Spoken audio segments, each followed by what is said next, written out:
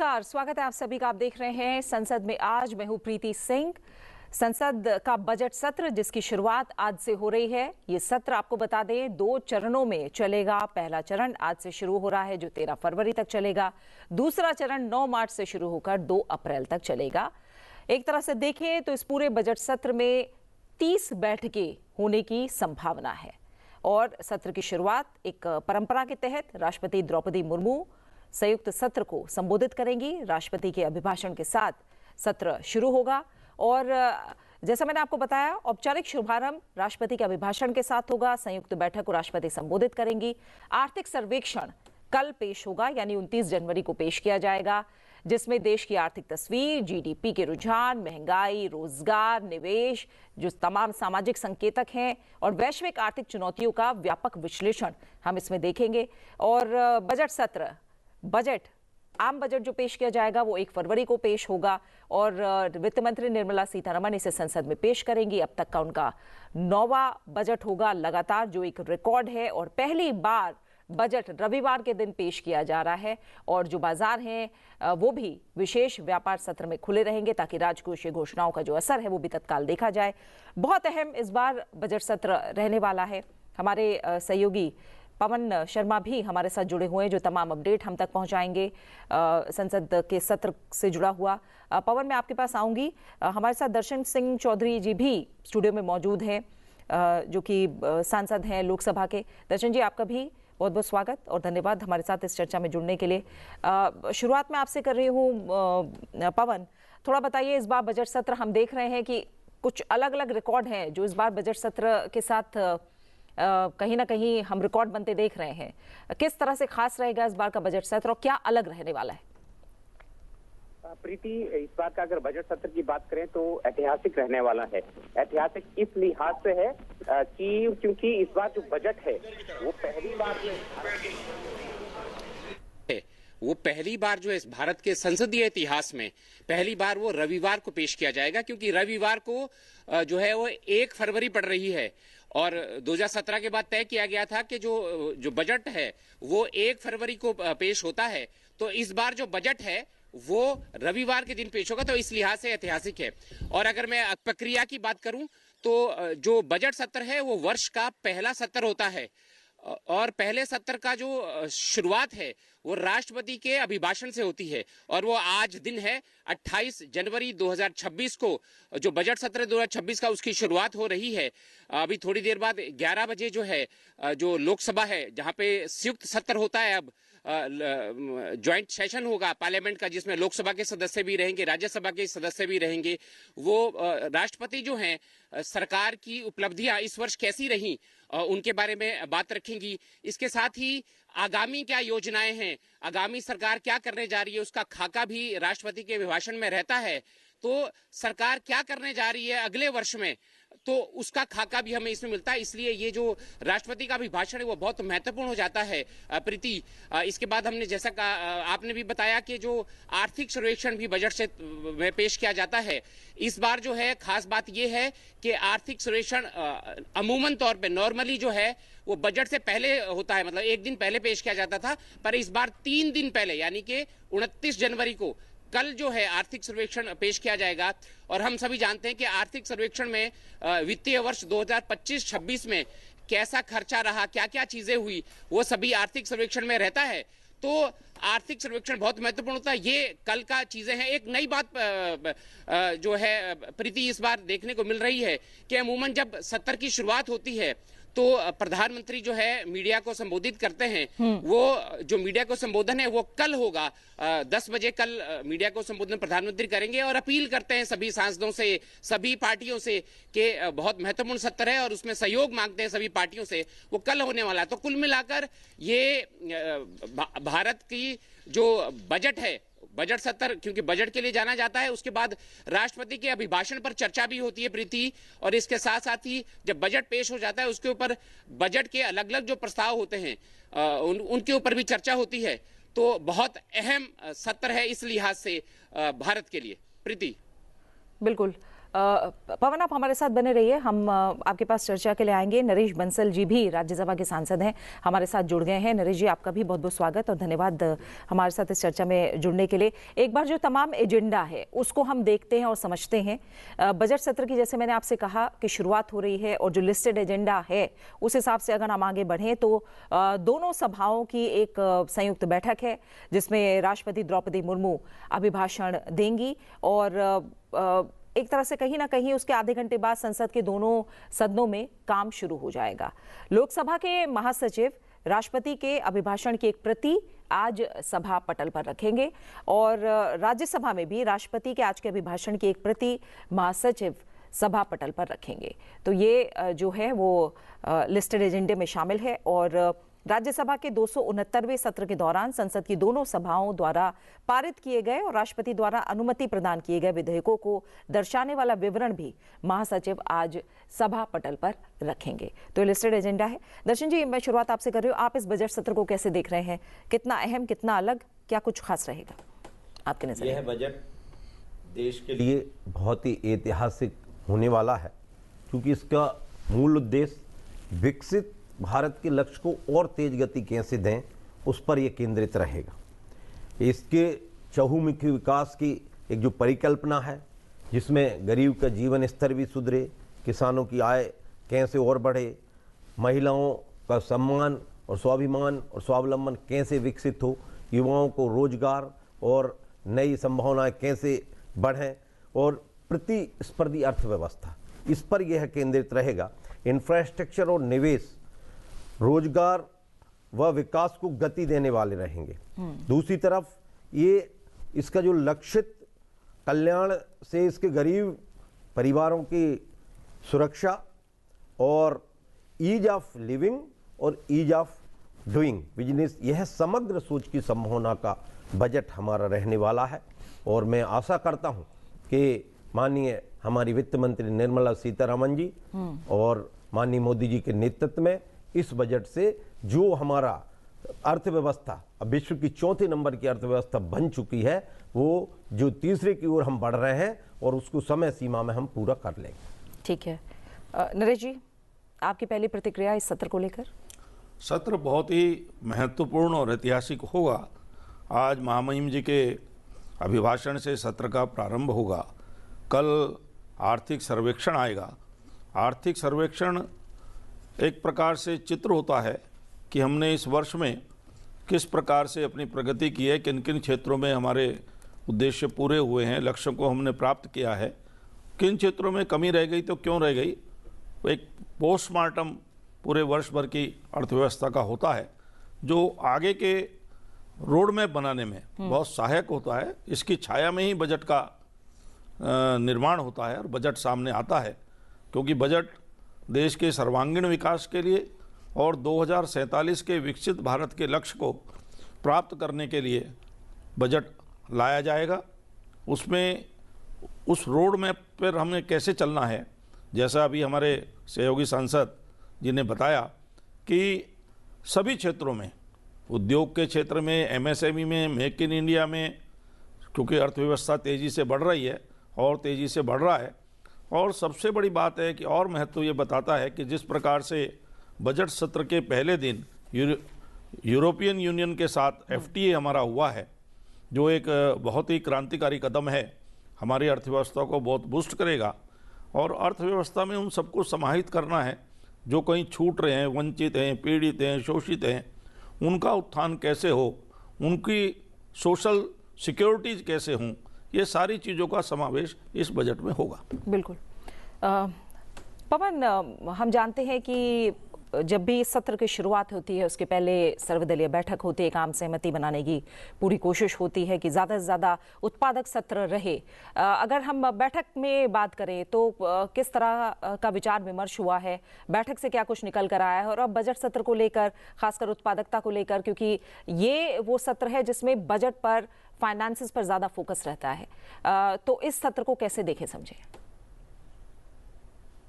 को बहुत लॉजिकल जो है वो जो आगे की प्रक्रिया है। प्रीति, अगर हम बजट सत्र की बात करें तो बजट सत्र की उत्पादकता हमेशा ही अच्छी रही है अब तक के इतिहास की अगर हम बात करें, और ये भी बिल्कुल परंपरा है कि बजट सत्र से पहले और किसी भी सत्र से पहले ऑल पार्टी मीटिंग बुलाई जाती है। कल वो ऑल पार्टी मीटिंग भी हुई, सभी से सहयोग मांगा गया और सभी से सहयोग की उम्मीद की जाती है, और इस दौरान बजट सत्र के दौरान सबसे सहयोग मिलता ही रहा है, चाहे कैसी भी स्थितियां रही हों। हालांकि अगर हम पिछले 2 सत्रों की बात करें, शीत सत्र की बात करें, मानसून सत्र की बात करें, तो SIR का मुद्दा जो है खूब छाया रहा। अब इस बार भी मुद्दे बहुत सारे हैं जिसपे कि विपक्ष अपनी भूमिका निभाता है, अपने मुद्दों को उठाता है। तो ये क्योंकि बजट सत्र है, बजट पे पूरा फोकस रहता है, प्रेसिडेंशियल एड्रेस होता है, जो वर्ष का पहला सत्र है, राष्ट्रपति सरकार की उपलब्धियां गिनाती है, आगामी खाका पेश करती हैं कि सरकार क्या करने जा रही है, उसके ऊपर चर्चा होती है, और फिर बजट में सरकार जो कुछ भी रियायत देती है, जो भी कुछ पेश करती है, उसके ऊपर भी हर पार्टी का एक जो सांसद है वो अपनी बात को रखता है देश की संसद में, और इस तरह से आम जनता की जो आवाज है वो परिलक्षित होती है देश की संसद में। अगर हम बजट सत्र की बात करें तो सभी ऑल पार्टी मीटिंग में सभी पार्टियों ने सहयोग की बात कही है। हालांकि विपक्ष का अपना एजेंडा रहता है, वो अपनी मुद्दों पे चलती है। और इसके बाद अगर मैं बात करूं प्रीति, एक खास बात ये भी है कि हलवा सेरेमनी होती है नॉर्थ ब्लॉक में वित्त मंत्रालय में, वो पिछले कल हो चुकी है। वो विधिवत शुरुआत मानी जाती है क्योंकि गोपनीय प्रक्रिया है एक बजट की, तो अधिकारी जो है बिल्कुल गोपनीय तरीके से अंदर चले जाते हैं, और हलवा सेरेमनी उसको सिंबॉलिक करता है। वो 3-4 दिन बजट पेश होने तक जो है वो वहीं रहते हैं, और इस तरह देश का बजट जो है उसकी गोपनीयता को वो बनी रहे, इसके लिए शुरुआत हो चुकी है। और उम्मीद है कि बजट सत्र में जो है देश की जो आर्थिक तस्वीर है, जैसा हमारे जो मेहमान है वो बता रहे हैं कि यूरोपियन यूनियन के साथ फ्री ट्रेड एग्रीमेंट हुआ है, वो सरकार की उपलब्धि मानी जाएगी इस दिशा में, तो उसके विषय में बातचीत होगी और विपक्ष की तरफ से भी अपनी बात कही जाएगी।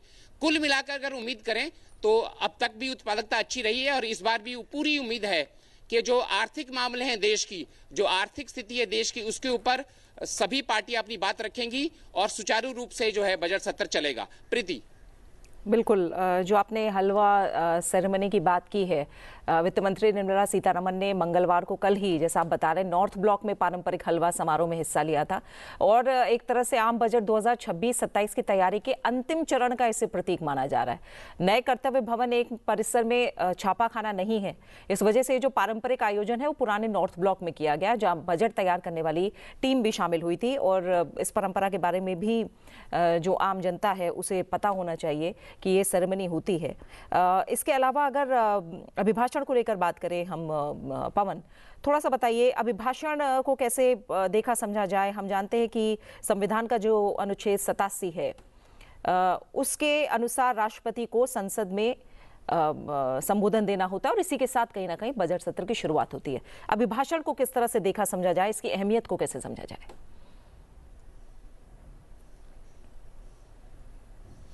प्रीति, जैसा हम जानते हैं कि राष्ट्रपति जो है हेड ऑफ द स्टेट हैं, और उस हेड ऑफ द स्टेट होने के नाते जो भारत सरकार है, जो एग्जीक्यूटिव है, कार्यपालिका है, वो उनके अंतर्गत ही काम करती है। और अगर हम संसदीय प्रक्रिया है उसमें, और सारी की सारी चीजें संसद में पेश होती हैं भारत में, तो लोकसभा, राज्यसभा और राष्ट्रपति, प्रेसिडेंट, वो भी पार्ट हैं संसदीय प्रक्रिया का, क्योंकि सभी जो कानून होते हैं वो राष्ट्रपति के साइन के बाद ही लागू होते हैं।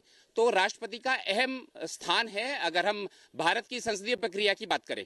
तो इसी तरह जो है राष्ट्रपति के अभिभाषण से वर्ष के पहले सत्र की शुरुआत होती है, और इस अभिभाषण में अमूमन क्या होता है कि राष्ट्रपति संबोधित करती है, मेरी सरकार करके संबोधित करती हैं, और मेरी सरकार में क्या क्या काम कर रही है, जनता के कल्याण के लिए क्या क्या कर रही हैं, कौन कौन सी योजनाएं चल रही हैं जिनसे फायदा हुआ है। तो 25 करोड़ लोग जो है गरीबी से निकले हैं, आर्थिक स्थिति चौथी वित्तीय जो है वो शक्ति है भारत अब, और उसके अलावा बहुत सारी योजनाएं जिनके लिए बजट एलोकेशन होती है।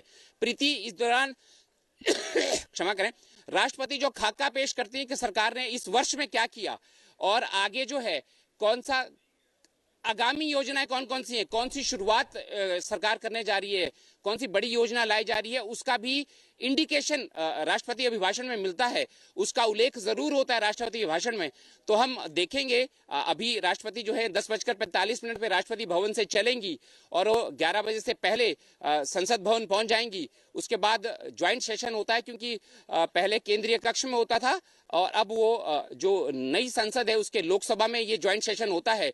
तो लोकसभा के और राज्यसभा के जो सदस्य हैं वो यहाँ पे इकट्ठे होते हैं और यहाँ पे राष्ट्रपति अपनी बात रखती हैं। और इसके ऊपर खास बात ये भी है कि राष्ट्रपति जो कुछ भी बोलती हैं उसके ऊपर राष्ट्रपति अभिभाषण के बाद धन्यवाद प्रस्ताव भी आता है प्रीति, और उसके ऊपर सभी पार्टियों के सांसद अपनी बात रखते हैं। ये भारत की संसदीय प्रक्रिया है, क्योंकि यहाँ पे पक्ष विपक्ष जनता सबकी भूमिका है, और इसीलिए भारत जो है दुनिया का सबसे बड़ा लोकतंत्र है, सबसे सफल लोकतंत्र है। और इतने इलेक्शन जब हुए, अभी हमने देखा कि जब भी विदेशी मेहमान आए वो तारीफ करते हैं। अभी CSPOC की मीटिंग यहाँ पे हुई प्रीति, जिसमें कि 53 जो सदस्य देश हैं CSPOC के, वो यहाँ वहाँ के जो स्पीकर्स हैं, डिप्टी स्पीकर्स हैं, वो यहाँ पे थे। उन्होंने भारत के संसदीय लोकतंत्र की जो है तारीफ करी, क्योंकि सफल लोकतंत्र है हमारा। और यहाँ पे आम जनता की आवाज जो है उनके बारे में सोचा जाता है, जन कल्याण के बारे में सोचा जाता है, जनता की भलाई के लिए सोचा जाता है, और सारे सांसद, सारे जो संवैधानिक पद हैं वो जनता के लिए सोचते हैं, कानून बनाते हैं। और इस तरह भारत की संसदीय प्रक्रिया जो है दुनिया की सबसे अच्छी संसदीय प्रक्रिया है, इसमें कोई दो राय नहीं है, और ये दुनिया के सभी देश मानते हैं इस बात को। प्रीति बिल्कुल पवन, आप हमारे साथ बने रहिए और अपडेट के लिए हम आपके पास आते रहेंगे। दर्शन जी, अगर हम राष्ट्रपति के भाषण को देखें और समझें, हम जानते हैं कि एक बड़ा रोड मैप भी इसमें दिखाई देता है आने वाले समय के लिए, और पिछली क्या उपलब्धियां रही हैं उनका भी जिक्र होता है। आपकी नज़र में मुख्य दिशा किन विषयों के जरिए दी जा सकती है राष्ट्रपति के अभिभाषण में? पिछले बजट की जहां तक बात करें तो जो कैपेक्स था 11 लाख करोड़ से अधिक था, और इसका 2.5 से 3 गुना लगभग प्रत्यक्ष लाभ किसी भी गवर्नमेंट को होता है, आम जनता को होता है। तो मैं देख रहा हूं कि अब ये बजट और बढ़ के भी आने वाला है, हर सेक्टर को इसका फायदा मिलेगा। और जो मूल, चूंकि इंफ्रास्ट्रक्चर, भारत बहुत बड़ा देश है, विविधता भरा देश है, जनसंख्या में भी इसका घनत्व अधिक है, तो इन सब दृष्टि को देखते हुए इसके बजट को फोकस वहीं पर किया है। 25 करोड़ गरीबी रेखा से बाहर आज लाए गए हैं और उनका जीवन स्तर सुधरा है। मध्यम वर्ग के लिए पिछले बार भी क्रांतिकारी कदम उठाया था, इस बार और संभावनाएं बनी हैं। तो लगातार माननीय मोदी जी के नेतृत्व में इस बजट में बहुत अच्छा हुआ है, और भारत के प्रजातंत्र की खूबसूरती भी, जैसा भी बता रहे थे हमारे एंकर महोदय, मैं धन्यवाद इसलिए भी दूंगा क्योंकि हमारे यहाँ विधायिका और कार्यपालिका ये एक साथ है, न्यायपालिका अलग है, और अलग इन द सेंस है तो सब माननीय संविधान के नियंत्रण में ही, लेकिन वो स्वतंत्र है न्यायपालिका। और इसलिए भारत में जो व्यवस्था चली आ रही, बिना किसी आवाज के सत्ता परिवर्तन हो जाया करती हैं, और बिना किसी, और एक दूसरे का सम्मान भी करते हैं, और संसद उसका सबसे अच्छा प्रमाण है। और इसलिए मैं कहता हूं कि इस बार का बजट भी, मैं विपक्ष के साथ ही भी, क्योंकि ये देश अब आगे बढ़ चला है, माननीय मोदी जी ने देश को निराशा से आशा में बदल दिया है। हर सेक्टर में हमारा विकास भी दिखाई दे रहा है, हमारी विरासत भी, अब उसको आगे बढ़ाने का काम हो रहा है। और मूलतः जब हम देखते हैं तो इंफ्रास्ट्रक्चर के साथ जो निवेश की बात, और कृषि वैल्यू चेन, और उसमें भी किसान की आय लगातार, चूंकि मैं ग्रामीण परिवेश से आता हूं, तो किसान की आय बार बार, कैसे उसकी लागत कम हो, कैसे उसका उत्पादन बढ़े, कैसे उसको मूल्य की गारंटी हो, और कैसे कोई प्राकृतिक आपदा आ जाए तो उस प्राकृतिक आपदा के समय कैसे उसको सहूलियत हमारी सरकार प्रत्यक्ष तौर पे दे, इस पर काम हो रहा है। और जीवन स्तर के साथ मैं जब नीति की बात कर रहा हूं तो ये डिलीवरी और आउटकम होगा, इसमें स्टोरेज, प्रोसेसिंग, मार्केट लिंक, सब का सब इसमें रहेगा।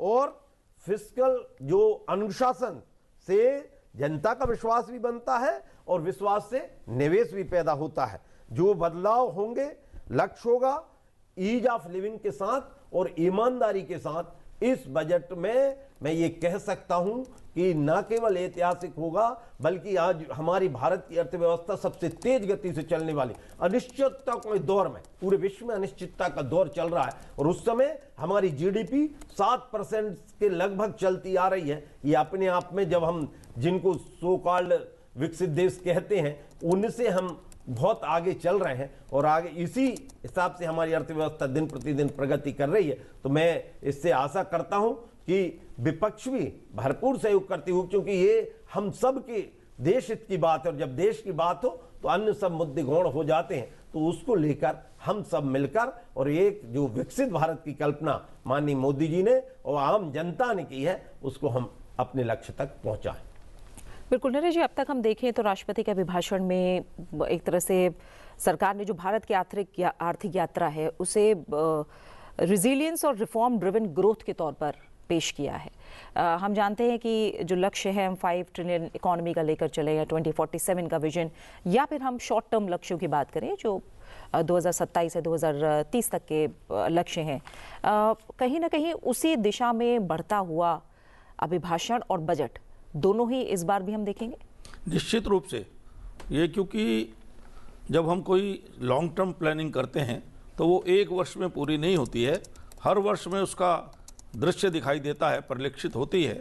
तो पिछले सालों से जो करते आ रहे हैं और आगे चलना है, 2047 का मोदी जी के नेतृत्व का संकल्पित विकसित भारत बनाना है, उसको 100% यह बजट परिलक्षित करेगा। जैसे आदरणीय दर्शन सिंह जी ने बताया है कि कैपेक्स पर इसमें जोर होगा, क्योंकि कैपिटल एक्सपेंडिचर जब बढ़ता है तो रोजगार के अवसर भी बढ़ते हैं और हमारी आर्थिक प्रगति उसमें होती है, विभिन्न प्रकार के निर्माण कार्य होते हैं, उसमें सबको उसका फ़ायदा मिलता है। जो गरीबी रेखा के नीचे हैं उनको भी रोजगार के अवसर मिलते हैं और वो उससे बाहर आते हैं। जैसे पिछले वर्षों में 25 करोड़ लोग उससे बाहर आए हैं। तो इस बार का जो बजट है ये निश्चित रूप से हमारे 2047 के रोड मैप पर चलने वाला होगा और देश के चहुमुखी विकास को परिलक्षित करेगा। सरकार उसके ऊपर काम करेगी। बिल्कुल। और दर्शन जी, कहीं ना कहीं माने, मैं एक बार पवन के पास चलती हूँ।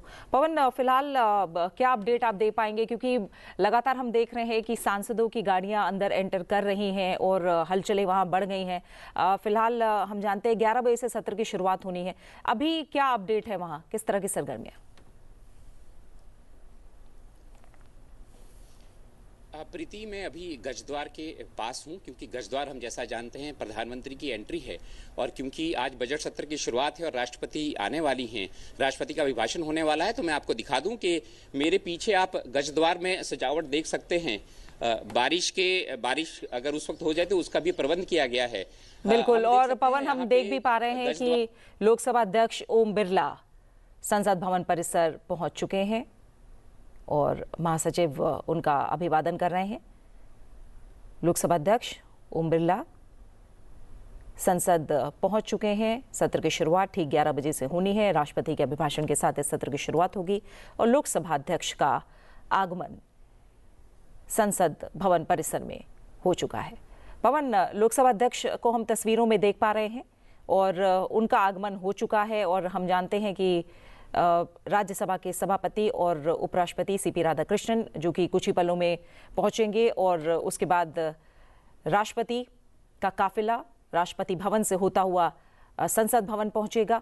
तो सरगर्मियों के बारे में आप बता रहे थे फिलहाल, और बाकी सत्रों से अलग इस दौरान अलग सरगर्मियां रहती हैं क्योंकि राष्ट्रपति खुद आएंगी सत्र से पहले और उसे संबोधित करेंगी।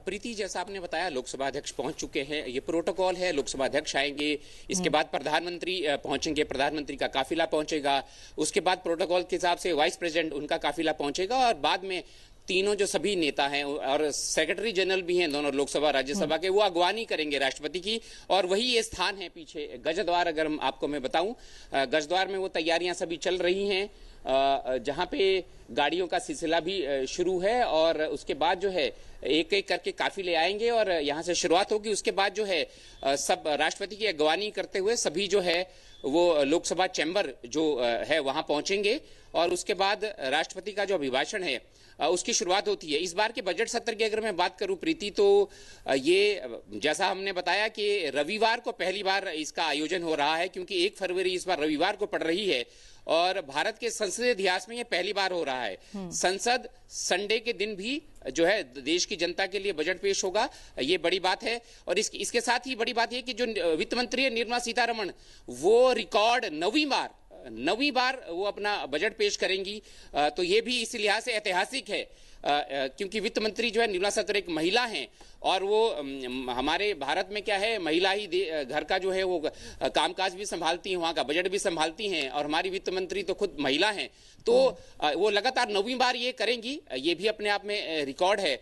और इसके साथ ही जो आर्थिक सर्वेक्षण जैसा हमने बताया कि कल आएगा और उसमें देश की अर्थव्यवस्था कैसी बढ़ी है, कैसा खर्चा है, जैसा हमारे सभी मेहमान बता रहे हैं, उसमें सही तस्वीर इस इकोनॉमिक सर्वे में आती है कि वित्त वर्ष 25-26 में क्या क्या हुआ, कहां कैसा कैसा खर्चा हुआ, तो वो उस तस्वीर में आता है। और कैसी जीडीपी रही और आगे कैसा जो है देश की अर्थव्यवस्था चलेगी, उसका एक बहुत बड़ा इंडिकेशन आर्थिक इकोनॉमिक सर्वे में होता है, वो सामने आएगा। तो इस लिहाज से बजट सत्र बहुत इंपॉर्टेंट होता है। उसके बाद प्रेसिडेंशियल एड्रेस पे जो है धन्यवाद प्रस्ताव भी होता है, सभी अपनी बातें कहते हैं, और बजट में जो जो कुछ सरकार ने योजना लाई जाती है, जो जो चीजें पेश की जाती है, उसके ऊपर भी सभी पार्टियां अपनी बातें रखती हैं।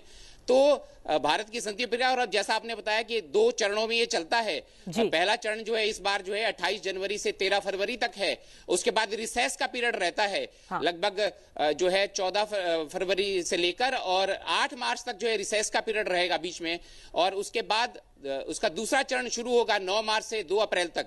और उसमें जो अनुदान मांगे हैं अलग अलग मंत्रालयों से संबंधित, स्वास्थ्य, शिक्षा, डिफेंस, होम अफेयर्स, जो बड़े बड़े मंत्रालय भी हैं, और सारे जितने मंत्रालय हैं 36-37 मंत्रालय हैं भारत सरकार के, उन अनुदानों पर चर्चा होती है। बजट जो है पारित होता है, क्योंकि हम जैसा जानते हैं कि लोकसभा में ही जो मनी बिल है वो पेश होता है प्रीति, और जब वो पेश होता है तो देश का जो बजट जब संसद से पारित होता है उसके बाद ही उसका आवंटन जो है अलग अलग मंत्रालयों के लिए होता है, और इस तरह फिर वो राज्य सरकारों तक पहुंचता है, और फिर जो भारत का नागरिक है, आम नागरिक है, उस वहां तक वो पहुंचता है, उसका फायदा मिलता है।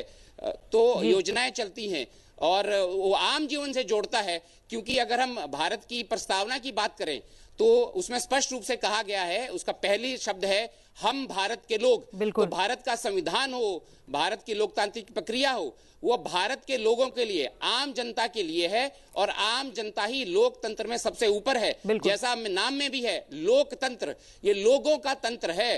तो भारत में लोग जो है, आम जनता जो है वो सबसे बड़ी है, और उसी के कल्याण के लिए सारे संवैधानिक पद हैं और सारी प्रक्रिया है। बिल्कुल पवन, लगातार अपडेट के लिए हम आपके पास आएंगे। 2 अहम बातें जो एक बार फिर से आप जिन पर रोशनी डाली है पवन। दर्शन जी, लोकतंत्र और उसकी खूबसूरती एक ये कि वित्त मंत्री निर्मला सीतारमण जो कि एक महिला हैं, 9वीं बार देश का बजट पेश कर रही हैं।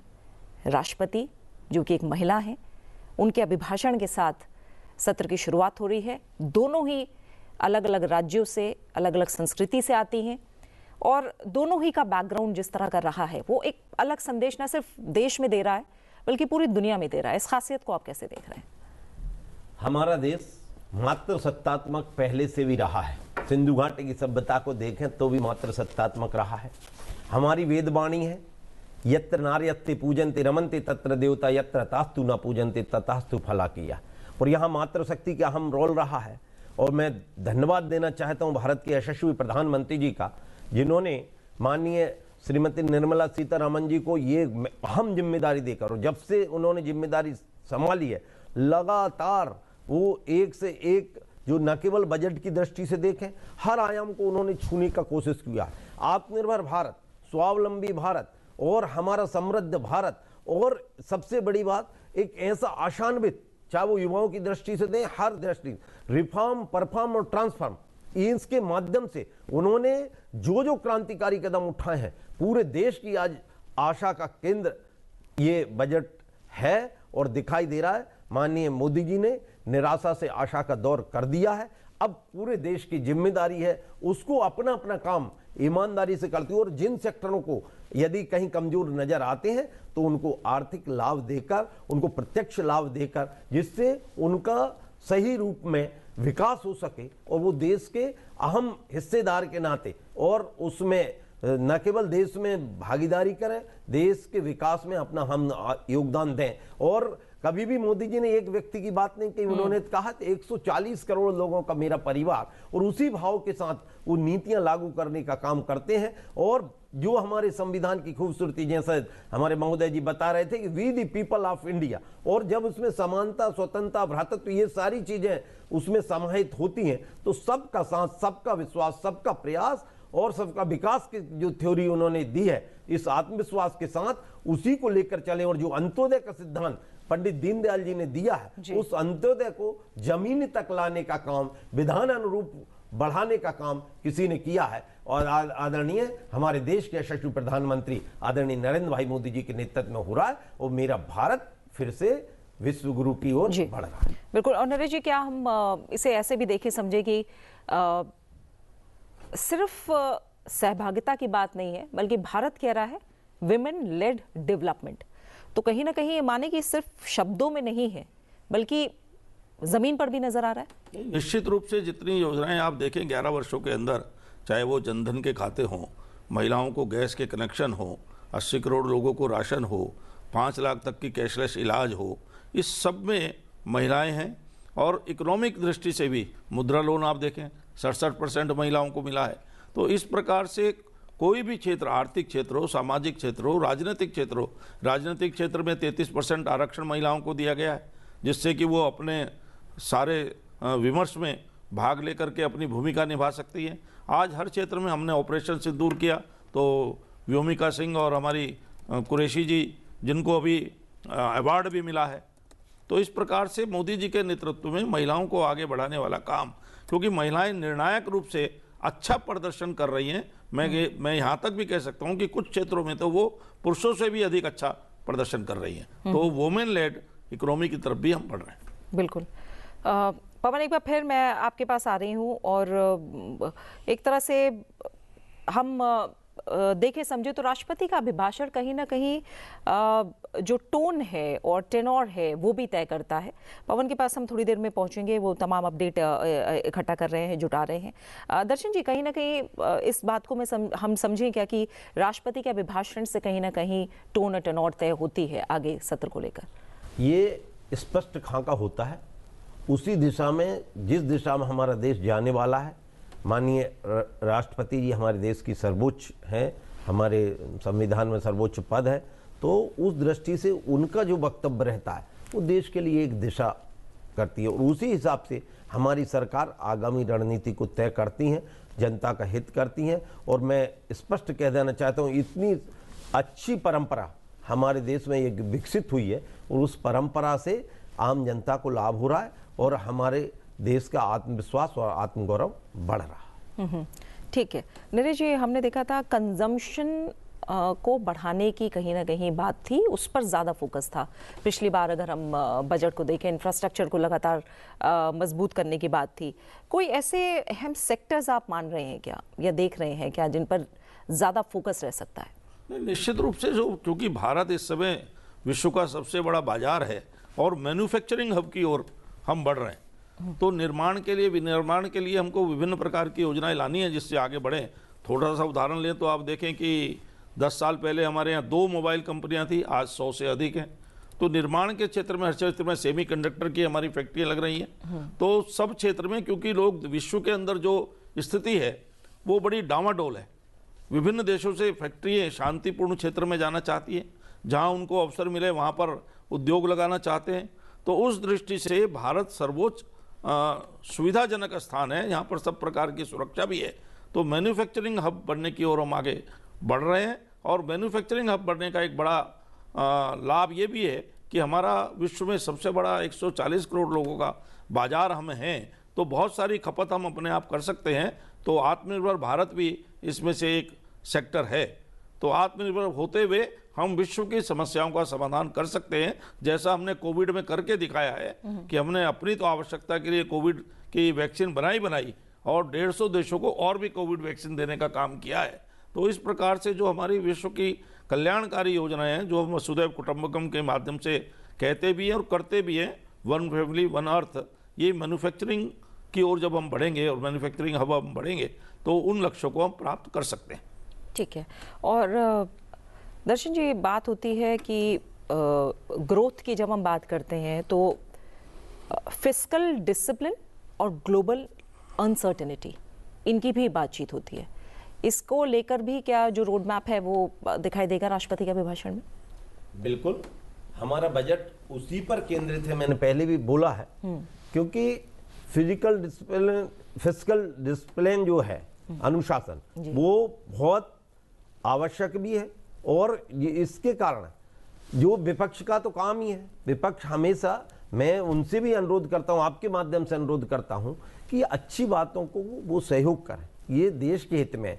हम सत्ताएं आएंगी जाएंगी, अटल जी कह के गए हैं, लेकिन देश रहना चाहिए, हम रहें ना रहें लेकिन हमारा देश रहना चाहिए। और उसी विधा के अनुसार मैं विपक्ष से इस बार अनुरोध भी करता हूं कि बजट बहुत महत्वपूर्ण सत्र होता है और आशा भी है, वो चलवाएंगे भी, ऐसी उनसे आशा है, लेकिन फिर भी जो अच्छी चीजें हैं उनको आगे लाएं। बाकी डिमांड उनका अधिकार है, मांग सबका अधिकार है, वो करें, लेकिन ऐसी डिमांड के साथ जो देश को जोड़ने वाली, देश को आगे बढ़ाने वाली, उन पर ज्यादा ध्यान दें, तो ये सबके लिए लाभकारी होगा। और जो ये बजट हमारे लिए ऐतिहासिक और आगे क्रांतिकारी और देश को बढ़ाने वाला होगा। ठीक है। और नरेश जी, कहीं ना कहीं हर बार हम देख रहे हैं पिछले कुछ वर्षों में राष्ट्रपति के अभिभाषण में इंक्लूसिव डेवलपमेंट की बात हो रही है, यानी सबको साथ लेकर चलना, लास्ट माइल डिलीवरी पर काफी फोकस रहा है, और डिजिटल गवर्नेंस, ये शब्द हमने देखा है कि अभी तक राष्ट्रपति के अभिभाषण में बार बार सामने आए हैं। तो क्या लग रहा है कि अब डायरेक्ट बेनिफिट ट्रांसफर, जिसके आपने पहले बात भी की थी, और डिजिटल प्लेटफॉर्म गवर्नेंस, ये एक अहम हिस्सा बन चुके हैं? निश्चित रूप से बहुत अहम हिस्सा बन चुके हैं, क्योंकि डिजिटल गवर्नेंस के माध्यम से लगभग 4 लाख करोड़ रुपया पिछले 10 सालों में बचा है सरकार का, जो पिलफरेज होता था, जो लोगों की जेबों में जाता था, जिसका उपयोग देश के विकास में हुआ है। गवर्नेंस की दृष्टि से सरकार महत्वपूर्ण काम कर रही है, नित नए आयाम उसमें आ रहे हैं। यूपीआई पेमेंट आज पूरा विश्व उसको अपनाने की ओर आगे बढ़ रहा है। डिजिटल लेन देन में हम सेटलमेंट में विश्व में सबसे आगे हैं। तो इस प्रकार से डिजिटल गवर्नेंस के माध्यम से हमने पिलफरेज को रोका है, हमने भ्रष्टाचार को रोका है, और देश का जो बजट इंक्लूसिव आता है, जिसमें समावेशी बजट होता है, क्योंकि अगर शरीर का भी जब विकास होता है, कोई एक अंग अगर कमजोर रह जाए तो फिर वो विकलांगी कहलाता है। इसलिए संपूर्ण हमारी जो अर्थव्यवस्था है उसका विकास हो और हर व्यक्ति तक उसकी लास्ट मैन तक उसकी डिलीवरी हो, यही लक्ष्य बजट का भी है और सरकार का भी है। ठीक है दर्शन जी, सोशल सेक्टर और वही जो डिलीवरी एफिशिएंसी की मैं बात कर रही हूँ कि लास्ट माइल डिलीवरी हो, आखिरी व्यक्ति तक हर योजना और सुविधा का लाभ पहुंचे, इसे लेकर आपको क्या लग रहा है, सोशल सेक्टर पर जोर रहेगा? बिल्कुल, और जो लास्ट मैन की थ्योरी हमारी पार्टी का भी मूल सिद्धांत है, हमारे पंच सिद्धांतों में से एक आता है और उसी दिशा में बढ़ रहे हैं। और सोशल के, क्योंकि जब तक समाज किसी तंत्र से नहीं जुड़ेगा तब तक किसी देश का कल्याण संभव हो नहीं सकता। और जब सामाजिक विकास की बात आती है तो विरासत को हमने लिया ही है, और विरासत में सारी चीजें आ जाती हैं। उसमें हमारी चाहे सामाजिक रहन सहन की बात हो, सामाजिक ताना बाना की बात हो, हमारे अन्य संस्थानों की बात हो, तो इन सब को लेकर हमारी अर्थव्यवस्था आगे बढ़ रही है। और हम इसका एक बड़ा परिवर्तन देख रहे हैं। इसका बड़ा परिवर्तन हमको ऐसे समझ में आता है कि लोगों ने पहले इसको ही सांप्रदायिक कहना शुरू कर दिया था कि यदि हमने किसी धर्म के या किसी हमारे सामाजिक मापदंडों की, हमारी संस्कृति की बात की, तो उसको उन्होंने वंदे मातरम जैसे पवित्र शब्द को भी संप्रदाय से जोड़ना शुरू कर दिया था। लेकिन ये मोदी जी का कॉन्फिडेंस, मोदी जी का भारत और उनका जो सोच है, उस सोच के कारण अब देश की सोच भी आगे बढ़ रही है, बदल रही है। और जो लोग जिसको ताना बाना कह के या जिसको सांप्रदायिकता कह के दूर भागते थे, आज पूरा देश देख रहा है, देश का युवा देख रहा है। हम विभिन्न कार्यक्रमों से, अभी हमारा 26 जनवरी का एक ऐतिहासिक कार्यक्रम हुआ, हमने गणतंत्र दिवस मनाया और देश में अब दिखने लगा है कि उसकी स्पष्ट छाप कि हमारी विरासत के कारण हम अतीत में भी गौरवान्वित थे और हम भविष्य में भी गौरवान्वित होंगे।